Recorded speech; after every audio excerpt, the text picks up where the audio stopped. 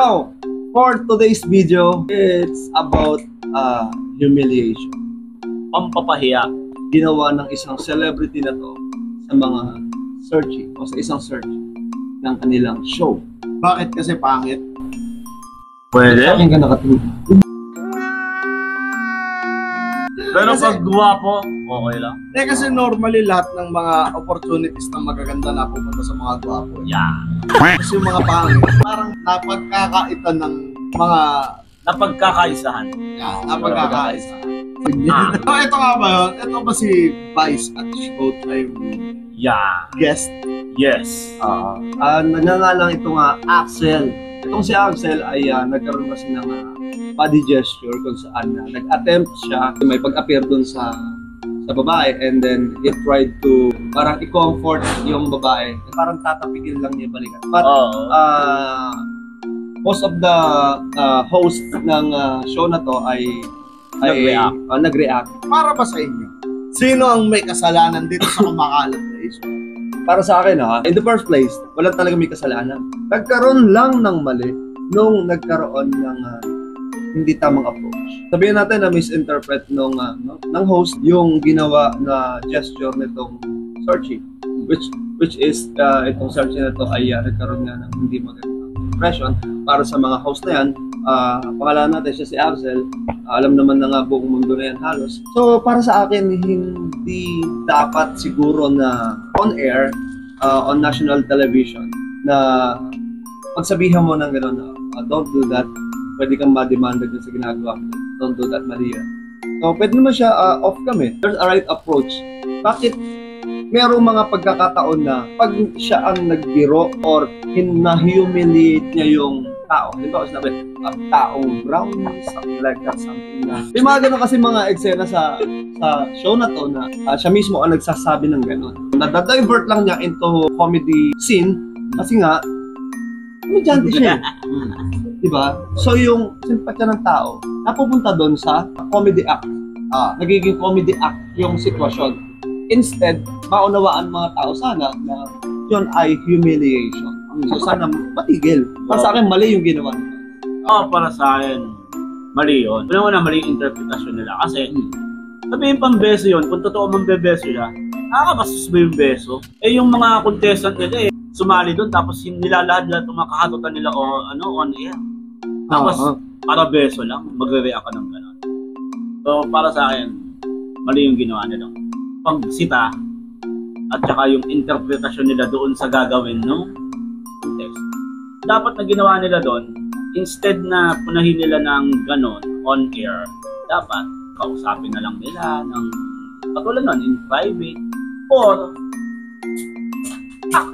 normal lang, kasi beso lang naman yun Wala namang masama wala namang nilabas sa private part ng lalaki habang bebeso. Hindi naman gano'n yung nangyari doon. So ano nagpakita ng? Wala nagpakita ng ano man yung lalaki, di ba? Hindi naman gano'n yung ginawa samantalang nung may isang pagkakataon na bineso nung may itsura yung babae. Napaano pa sila yun? Kinilig? Kinilig pa sila. Para sa akin, yung double standard, no. Kung papanoorin nyo in slow motion, yung reaction kasi ng babae, umilag Tapos yung mukha parang Paano masabi? Parang ganun So parang isipin mo na lang tayong tatlo. Nasa bar tayo kunyari. Tapos kunyari may lumapit kay RC o kay Beck. Tapos gustong makipagbeso. Sabihin na natin gano'n. Ganon din yung magiging reaction natin, or mas malala pa baka sinapak natin yun. In real life. So parang ang pagtatanggol ko sa Showtime is parang sa pagkakita nila na parang ilag yung babae sa ginawa nung searching, parang first instinct nila is ipagtanggol dahil kami nagpapunta niyan dito In the first place, yung sa sinabi naman ni Papa Dudut na nilalait kasi si Vice, alam naman nilang ganun si Vice Pumayag silang mapunta at matay sa TV, bayad sila. So para sa akin, parang pinagtatanggol lang talaga ng mga host yung search. Di totoo yan. Ito na lang din kasi ang mali si Christine, yung searcher, naglabas siya ng isang video na kung saan sinasabi niya na wala naman siyang naramdaman na parang harassment or any intentional act dun kay Axel. Nilinis niya yung pangalan ni Axel. But then again, nakausap daw ng psychologist ng Showtime yung babae at pinaligtad ang statement na sabi na ilang nga daw siya doon sa ginawa ni Axel. Ngayon, may lumabas na namang video na itong Christine na search umiiyak sa sulok na hindi naman daw niya sinabi yon na meron naman talagang video na lumabas na merong usapan in between the show and Christine. Alam mo, boys, yung mga ganyan is between usapan nila. Hindi naman natin narinig yan eh. Pero yung napanood natin sa Showtime, nakita mo yung mukha ng babae. What I mean, yung video kasi na lumabas na is a raw video na in-upload ng friend ng Christine. Yun nga, na umiiyak siya. Pero yung usapan ni Christine, ng psychologist at ng Showtime, hindi naman natin nakita eh. Pero yung mukha ni Christine na umiilag dun sa beso ni Axel, nakita ko. Bakit ngayon ginawa ng Showtime na i-approach pa yung Christine samantalang tapos na yung tapos na yung participation niya kung tutusin, wala na, tapos na yung... Kasi nga, boys, naging issue na siya sa buong Pilipinas. Kumalat na siya sa FB. So it means ang ginagawa ni Showtime naghuhugas is ng kamay.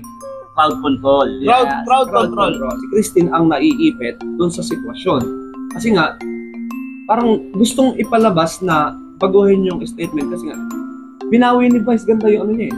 Di ba nag-sorry siya? Niya. Yung public apology niya?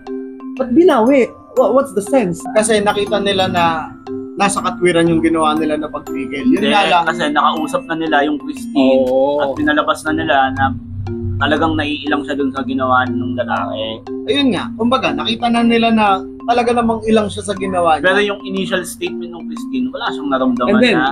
right after na mangyari yun, na binawi ni Vice, saka lumabas yung video ng Christine. Nakita mo na totoo naman yung mga naging reactions ng searchy and searcher.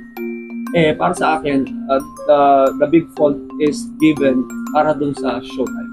Naniniwala ako na kahit sabihin pang beso yun, o sabihin pa natin umiwas yung babae dun sa beso, yung nakakabastos yung beso. Para siguro kay Kuya Dencio is bukod sa Showtime, pati yung mga netizens na nag-big deal dito.